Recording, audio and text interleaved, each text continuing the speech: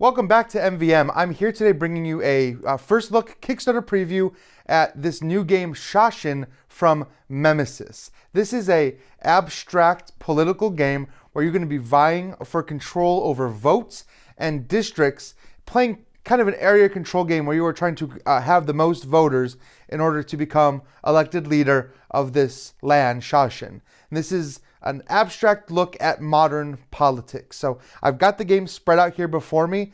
I will say this is a Kickstarter prototype, but this is looking pretty close to final. You'll see the recessed board here, which is divided into several districts. It tells you how many spaces are possible in each district, as well as the number you will need to hold the majority. In addition, every player is going to have their own little voter pegs that are contained in the little bag that comes with it. And up here, you're going to have the voting cards, conspiracy cards, which can be purchased during the game, headline cards, which might trigger at certain aspects. And then you're going to have a set of 4 different resources: the funds, media, clout, and trust, that are all contained kind of in this little handy box for you to grab as you need them. Every player is also going to be given a player board that can hold up to 12 of these resources, as well as show the 4 different political types that you can collect during the game. That's the capitalist, the supremo, the showman, and the idealist. And these characters are going to come in important as you make decisions through the game. Once you've set up, you need to decide which campaign you're going to play. The version of the game that I have comes with 2 campaigns: the US, which I'm using here, and India. This is going to give you a completely different deck of ideologue cards, as well as a different set of conspiracy and headline cards to kind of reflect the modern politics of these different areas. The game is for 3 to 5 players, and it is a game of negotiation, diplomacy, and area control. At the start of your turn, you're going to be read off an ideologue card. The player to your right is going to take this deck of cards and is going to read the top card to you, asking you a political question. Now, there are a ton of these cards available that are covering a wide range of politics, and it's going to ask you questions. For example, should tech companies be broken up into smaller companies? And you need to think about that answer and answer, do you think yes or no? But this is not a social game where you're trying to learn about the politics of your friends. What you're trying to do is influence the votes by giving the answer that you think you need to give to appease different groups. For example, if I say no, leave the companies large, this is benefiting the capitalist. If I say yes, let's split them up, it's benefiting the showman. And I had mentioned earlier that you're having these 4 characters on your player board. Based on your answer, whether you say yes or no, you're getting a different type of resource, and you're taking this card and tucking it under a specific type. This means I have appeased this capitalist character. The goal here is actually set collection. So when you're answering these questions, you need to think about what is the right thing to say as a politician to get the voters to think the way you want them to think. So I'm trying to collect a bunch of capitalist cards. I'm going to choose answers that I think might be capitalist answers. If I do that enough times, you can actually collect the ideologue card and gain a bonus for the rest of the game. You'll see 1 card for each of those 4 characters, and they give you a bonus for having 4 in a set, and an even bigger bonus for having 6. And these abilities can change the game vastly in your favor, and all that information is printed on each card. So the first thing you need to think about when answering these questions is which of these ideologues are you going to be influencing? Secondly, you're going to get a different type of resource based on your answer. If you see something that represents an idealist, for example, you're going to get more yellows. Whereas if it's the supremo, you know you're going to get more reds. And this is important because you're looking to influence voters in the game. If you look here on this board, you're going to have a set of 3 votes available, and each of these votes require different resources. So if I want something, for example, that can put 2 votes, you'll need 1 of each of these different symbols. So you need to make sure you're answering questions correctly to get these symbols. So on my turn, after I answer that question, I can spend my resources to influence these votes. I can take, for example, this 2 card. I can spend the number of resources listed here, and I gain 2 votes. Whenever you gain a vote, and these cards go from 1 to 3, you're going to take your bag.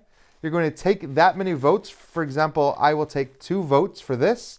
and you'll put them down in one of these areas. So for example, I could put them both here in this same area. They cannot be split up, but if I was going to buy multiple vote cards in a turn, for example, if I later buy this one, I can take one out and I can place it somewhere else. Your goal is to meet this area control here, which would require, for example, 6 or even 11 for some of these bigger districts. After you're done with a vote, you just discard them. In addition, you can purchase conspiracy cards during your turn. These conspiracy cards are going to allow you to manipulate the game board, have a little bit of take that action at your other players, and kind of force the game into your favor. They have a cost that's printed on the back of the card that can be paid in any resource that you wish. Lastly, you can use any powers granted to you by these ideologues. If you have that set I was talking about, you could activate their powers. Now, some of them are passive, some of them are active, requiring you to actually take an action. When you're looking at the board, if you ever fulfill that majority, you actually take all of your discs. You'll notice they have a blank side. On the other side, they have an S for scoring. So you'll actually flip all of these over to the S side to show that you have scored that district. The game is going to end when every district is owned by someone. The majority is owned by someone. At that point, you're going to tally up these majorities and see who has the most majorities. They are going to be the winner of the vote and crowned leader. Now, there are some ways you can kind of mess with that. One of those is by forming a coalition. For example, here, neither purple nor black have enough. Neither of them have 6. However, together, they do have 6. So purple and black can make a deal with each other. They can make a coalition. To do so, you look at your ideologues, you take the card from which you have the most. So you're actually going to negatively affect your largest set. You're going to trade it with the player you're forming a coalition with. For example, in this case, purple would trade with black, and in exchange, black would give them an ideologue from their largest set. Once that's done, all of these would flip over to the scoring mark, and now purple and black both have a majority control in this area. Now, the interesting thing about these coalitions is they can be broken at any time by either the black player or the purple player. At any point, black can say, I'm ending this coalition, I'm flipping this back over. So for example, purple, on their turn, if they have a card that gives them 2 votes, they might decide to end the coalition, flip black's back over, because they're going to be adding 2 purples themselves, and they'll have control of that district by themselves without needing black. So these coalitions are going to change majority a lot. What you really want to do is convince everyone at the table that you're kind of working with them, but at the end of the game, you want to make sure that you are the one with the most majorities. It doesn't matter who has what. If you've got a majority in almost every location, you're probably going to win. There's one more thing you can do on your turn, and this is only going to happen if you control a district. So for example, if purple controls this district, they can do what's called gerrymandering, which is going to redivide the lines and shift votes around in your favor. Whenever you do that, you get to look at either the location you're in and any adjacent location and manipulate the votes. You can take a vote and you can move it to an adjacent location, or take from one adjacent location to another. You cannot break up a majority that way. However, you can stop a majority. If you see somebody getting very close to forming a majority next to you and you have the majority of an adjacent location, you could, for example, take one of these blue votes away and move it somewhere else where it can't hurt you anymore. In addition, you're going to see these special cities here marked with the black rings. If a vote is ever placed into one of these black rings for any reason, meaning you might place it there on your turn, or somebody might force you to when they do gerrymandering, they might take your piece and move it into those, then you have to draw a card from the headline deck.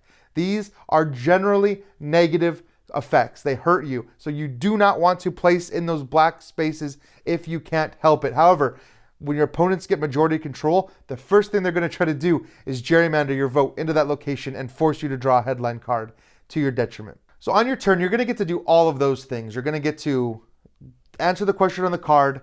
You're going to buy a conspiracy card if you have the resources, buy votes if you have the resources, do any gerrymandering out if you have the available majorities. You can make or break coalitions.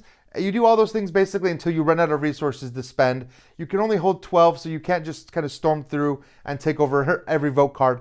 But once you're done, these vote cards are going to replenish. and then it's going to pass clockwise to the next player. And this gameplay is going to continue. Now, they will be asked a question, they will give an answer, gain resources, and go through all those action steps until every single one of these locations is spoken for, until someone has the majority in every location. At that point, you count up who has the most majorities. Whoever does is crowned the winner. So you'll need to be very crafty, and you'll need to be very political and manipulative when it comes to forming these coalitions in order to make sure that you and you alone have the most majorities.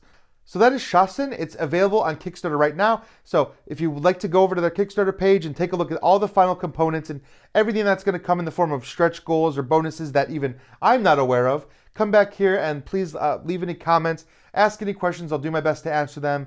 And as always, thank you for watching, liking, subscribing, and following everything we do. And I will see you next time.